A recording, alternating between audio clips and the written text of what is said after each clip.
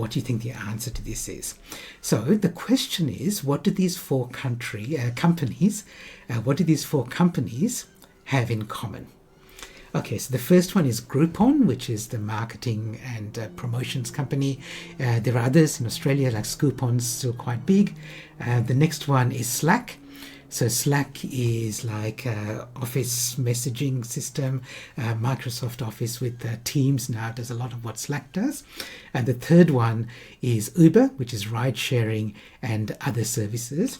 And the last one is WhatsApp. So many of us know WhatsApp as its messaging tool, like a worldwide messaging tool. So in a couple of words, what do you think these four companies have in common? By the way, there's more than one right answer. So whatever you think, just a word or two or a short phrase, what do you think those four companies have in common? Okay, born by the internet, they're online, digital, communication, disruption. Good. I'm loving the responses here.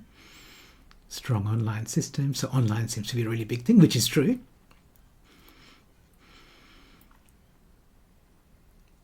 These companies are seeking a percentage. They've disrupted. Yeah.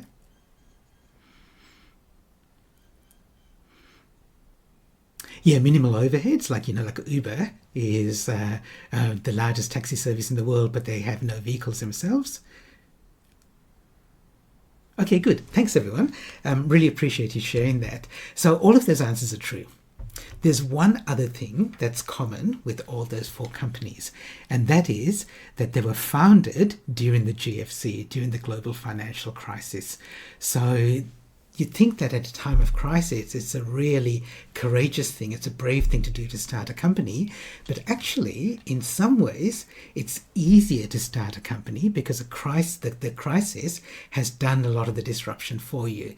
So instead of you trying to disrupt established players and trying to get people to think differently, in a crisis or in times of uncertainty and change, people are looking for alternatives. They're assessing whether what they've got now is good enough. And so these companies that came in at a time of great disruption were able to gain a foothold because people were already looking for different options.